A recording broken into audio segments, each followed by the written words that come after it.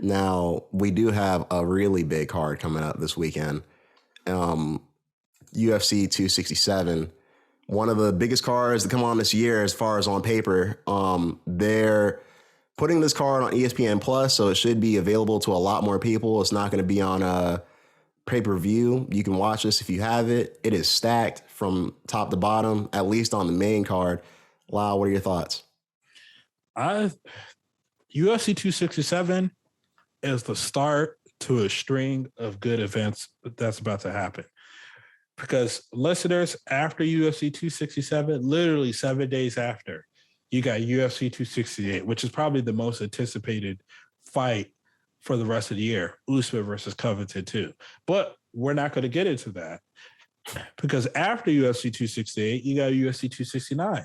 Dustin Poirier versus Charles Oliveira. And after that, you got UFC 270, which is Francis Ngannou versus Cyril Gane. What? So you see that UFC? You got to hire Big Cozy, Too Cozy. You know what I'm saying?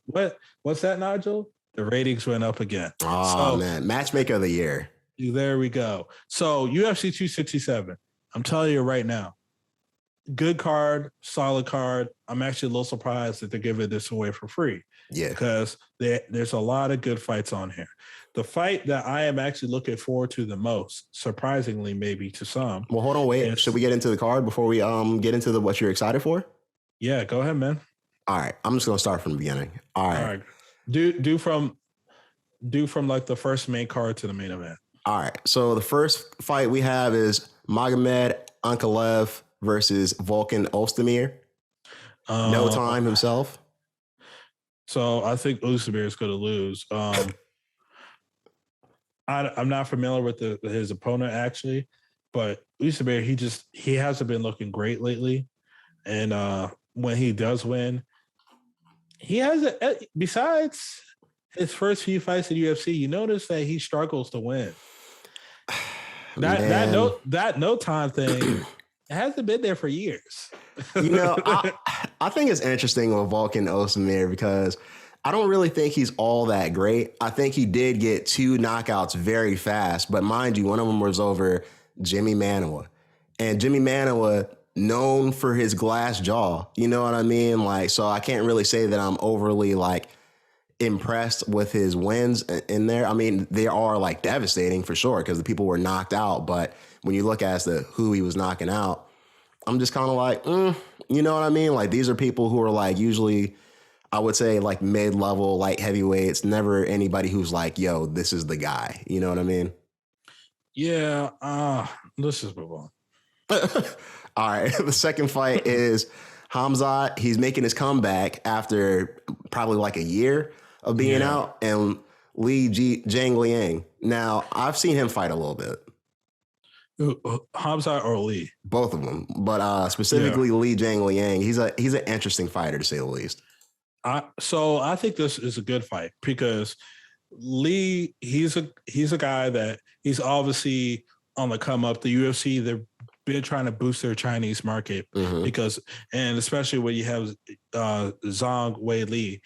So he's an interesting case because yes, he is ranked in the UFC rankings and he's actually a good fighter, but he hasn't beat like any top welterweights yet. And that's not fault to him because he's working his way up. But him versus Hamzat, I think that's the perfect test because it's like, okay, if you get past Hamzat, dude, the only people you should be fighting is top 10 welterweights now. You should not be fighting nobody less outside of top, none of that. And Hamzat, this is perfect for him too, because it's like, hey, he's coming back. If he knocks off a notable fighter in Lee, then we're going to go ahead and shoot you straight back to the top 10, get you a big top 10 fight like he originally was scheduled before he had COVID. Now, who I'm picking Hamzat. I think he's going to finish Lee. If he doesn't finish him in the first, because Lee's actually going to be tougher than what most expect, he's definitely going to put him away early in the second. I think that he finishes Lee. I think this is actually a very good matchup for Hamzat. You know, I'm not going to lie, because Lee is an interesting fighter because he fights kind of slow, but he has knockout power. He can knock you out. And he can knock out Hamzat, if I'm being real, because we don't know what his chin really looks like. So it's like, I think Hamzat can win. This is a good matchup for him. I think the match was kind of made for him to win.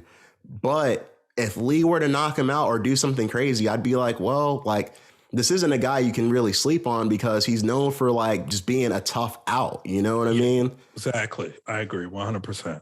So the next fight is Alexander Volkov versus Marcin Tyboro. So I got Volkov because Volkov, he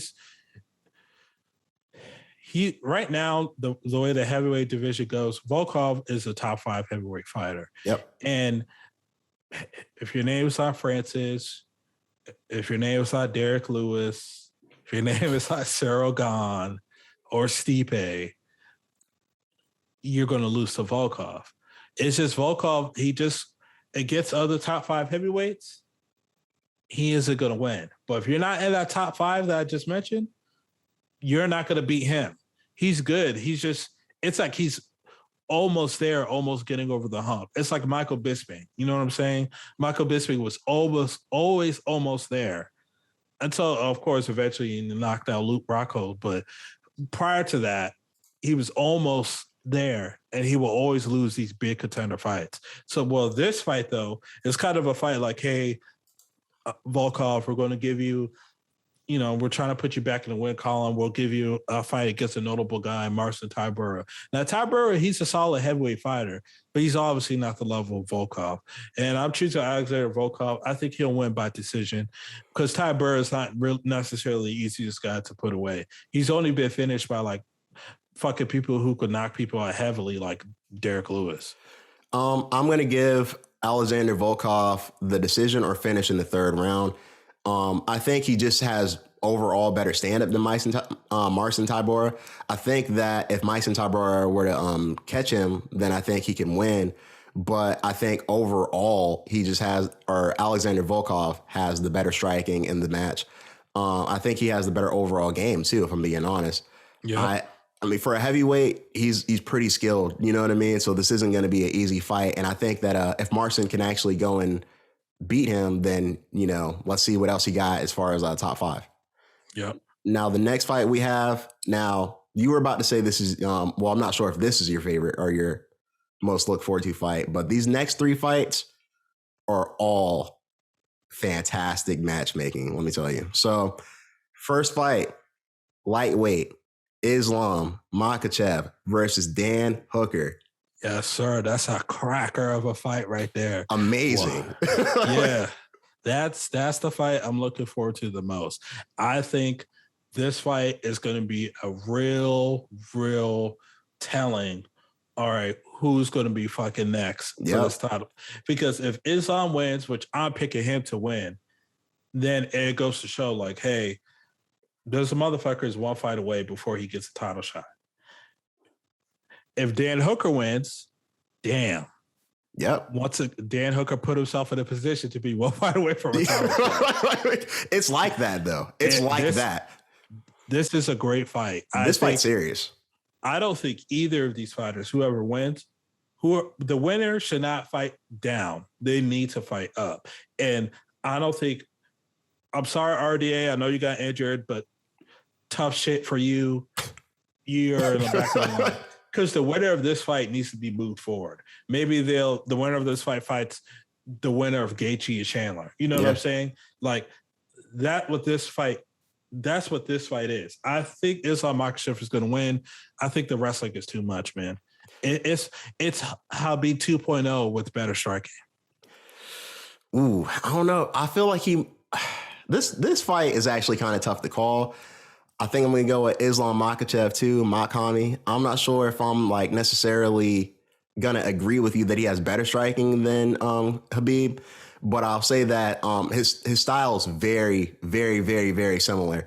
If Dan Hooker hasn't prepped his takedown defense, he's going to be in for a long night. If he hasn't prepped getting up off his back, he's going to be in for a long night. Not only that, but I feel like Islam might be more looking for the finish on the ground is what I'll say. Than Khabib. Khabib will just beat you up for 5 rounds straight with no problem. Islam, he doesn't really look like he's trying to do all that.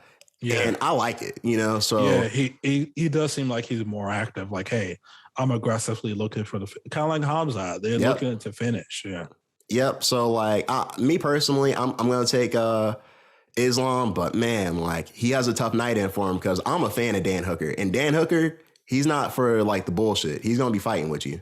Yeah, he's very tough out. Yes. That's why I was a little surprised when he got knocked out by Michael Chandler. I was like, holy shit. Yeah. But yeah, man, that's the fight I'm looking forward to the most. Now, the co-main event, Pierreteron versus Corey Sanhagen. I knew you were about to correct me because I messed up his name like several times. Piotr. Gotta say it right, bro. Gotta say it right. Shout out to Pierreteron. But I'm rooting for Corey Sanhagen. I just think Pierreteron is going to win. I just think that Dillashaw barely through the skin of his teeth beat Corey Sanhagen, which a lot of people thought Corey won that fight. But if you really pay attention to that fight, Corey, he made some mistakes in that fight that I think that some of those mistakes he made, you can't make those same mistakes with Pierreteron. I think Pierreteron, he's proved like he's the best bantamweight in the world, despite him losing a DQ to Aljamain Sterling. Pierreteron, he's nothing to fuck with. The guy, he could be very aggressive, and if you don't have the pressure to put on him for 5 rounds, you're not going to beat him. Because I think what Aljamain did to Piotr in their fight in that first round was the blueprint to beat him. Problem is, do you have efficient enough striking and the cardio to keep that up? Because if you don't, you can't beat the guy. And I think Sanhagen has the cardio. I just don't think he has the pressure to do that. The striking pressure to do that. Even Aljamain, when he was trying to do that to Pierreteron, like he got tired by the 5th round. You could tell he was getting exhausted. Yeah, I think he was gassed before the 5th round, man. Yeah, I mean, he looked to be slowing down by the 3rd, especially the 4th. You know what I mean? But like, I mean, who knows like how that fight would have finished? But regardless, I'm not gonna lie. I have Corey in this fight. Actually, I think the Sandman's gonna take it. I think he has more smooth striking than Pierreteron does. I think Pierreteron has the striking to stick in there with Corey Sanhagen, and I think that he could catch Corey Sanhagen. But I think that overall, if I had to go with who I thought had the better chance of winning this fight, I'm going with Corey Sanhagen, and I honestly want him to win as well. Well, put your money where your mouth is, bro. You trying to make a bet? 10,000. Wow. let's bet PS5. So how about that? Nah. Why don't we bet coins? What? You said coins? Coins, yeah. Bet coins. Like money. Crypto, yeah. We bet coins. Maybe. Wait, we might have to see. Yeah, that's right. Let's say we're on different time. You know what I'm saying? We're not betting $2 to $3. We don't do that shit. In the thousands now. We're not fucking around with that cheap shit. You know? Exactly. All right. The main event of 267. Jan Blachowicz versus Glover Teixeira. I have Jan. I mean, I just think that he has the better stand-up, better ground. Well, I think they have a kind of an equal ground game. But I think overall, he just has the skill set to beat him. Glover, he's getting older by the day. I don't think he's necessarily going to be faster or hitting stronger. You know what I mean? Like, I think it's good that he is getting the title shot because he deserves it. But I agree with you. The only reason I'm choosing Jan is because of the age factor, actually. And if we're talking about Glover about like 5-6 years ago, I would have chosen Glover because that Glover, he was a bulldog. He was actually a tank. But Glover now, his durability and his chin has been saving him in a lot of these fights because he's been weathering the storm a lot. And I think Jan Blachowicz is a much smarter fighter to throw everything in one going and then hoping that puts you away. And not only that, Jan Blachowicz, I think he has, at this point in time, I think Jan Blachowicz, forgive me for mispronouncing the last name, I think he has more power. I think he has that legendary Polish power, and I actually think he has the better striking between the two right now. And And not to crap on Glover, it's just that he's definitely slowed down. He's definitely slowed down. And also, if you look at strength of schedule, Jan has beaten more quality opponents in their prime than Glover has in their past 5 fights. So I just think that Jan has the better youth is on his side, and I feel like that's the reason why he's going to pull off a decision win. Now, if he goes in there and is sloppy, of course he can be caught by Glover. Correct. But I mean, overall, I just think that this is a kind of a match made for Jan, and I'm curious to see who he fights next.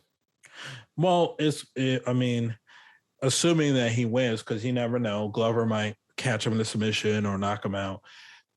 Assuming that he wins, the next fight for him to make is Yuri Porzaka or Porhaka. That's the next fight. And I would like that.